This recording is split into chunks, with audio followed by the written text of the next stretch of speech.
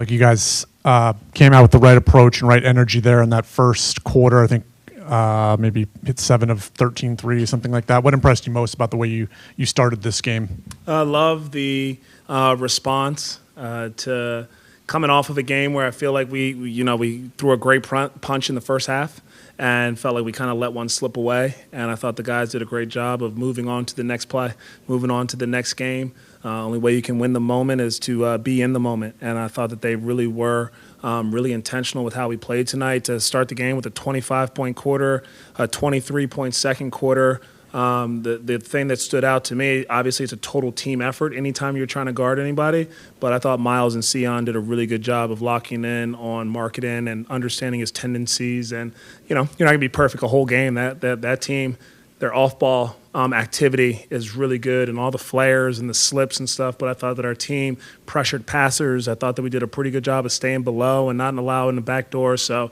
the physicality, the effort, the individual pride was really impressive by our group defensively. And then to follow that up, I know probably the end of the third quarter was not great in terms of the fouling, but the way you guys were able to kind of respond, and I think you held them to 17 there in the fourth. Were you as equally impressed about the way you finished this game as you started, even though there was a little bit of maybe some diciness there at the end of that third quarter? Yeah, and that's every game. There's going to be some pocket of the game that doesn't go your way, and you got to be able to work through it. And I thought our group did a good job of still trying to stay locked in on the most important things of defensive intentionality and physicality and off-ball discipline. And then offensively, I thought that our pace was pretty good throughout the night. The ball movement was like it's been the best that it has been in the last couple of games. So I love that it wasn't sticking. We were getting the multiple actions. And so just a total team effort for 4 quarters, which I was happy with.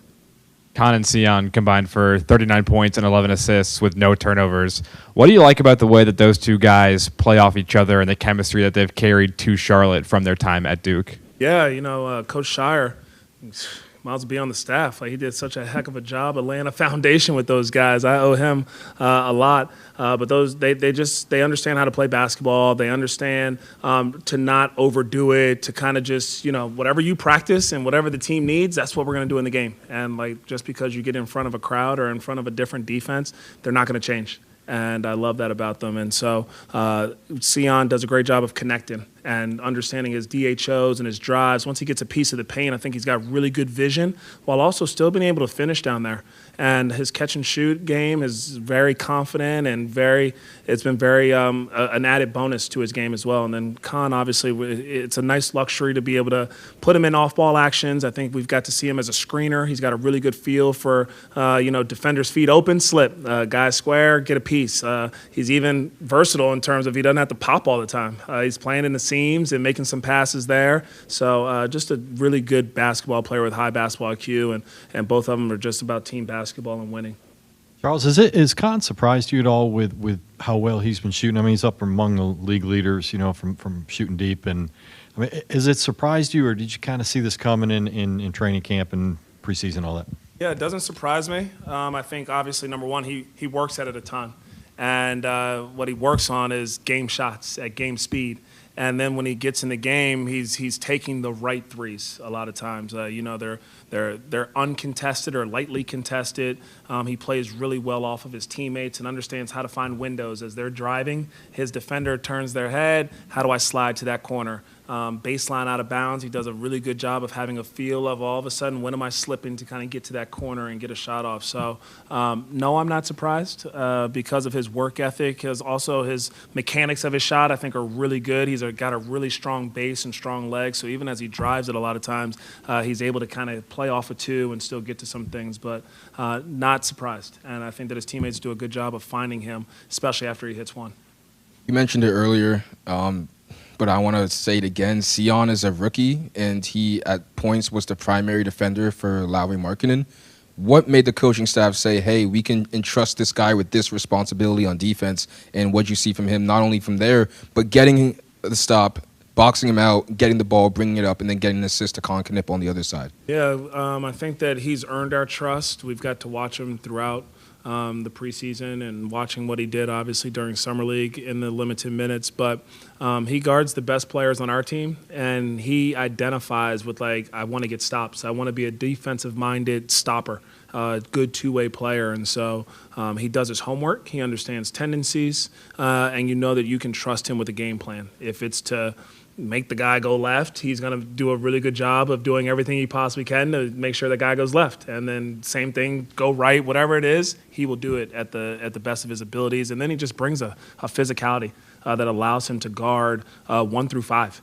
And a relentlessness on the glass to make sure he's finishing possessions. I think he has some of the best defensive rebounding clips of the season so far, where he's boxing guys out, and it doesn't matter if he gets it. He's like, I'm just going to make sure my guy doesn't. And so I think that the total package defensively is seen in Sion.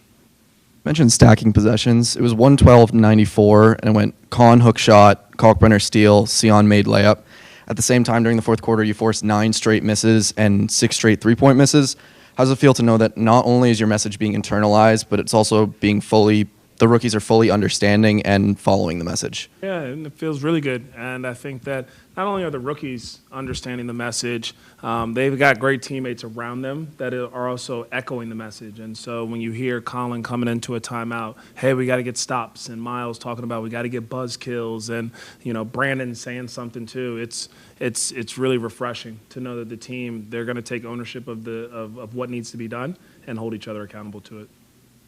Coach, you guys acquired Colin Sexton from Utah. To see him today go out 10-point night, just what have we seen from him off the court and just throughout this season? Yeah, I've seen a lot of really good things. One of the things I love about Colin so much, too, is just how coachable he is. And it's a new situation, new system, new environment. And it's been pretty seamless because, like, he just wants to do whatever he can to, like, add to the group and fit in. And so today I thought he just played so under control, 12 assists.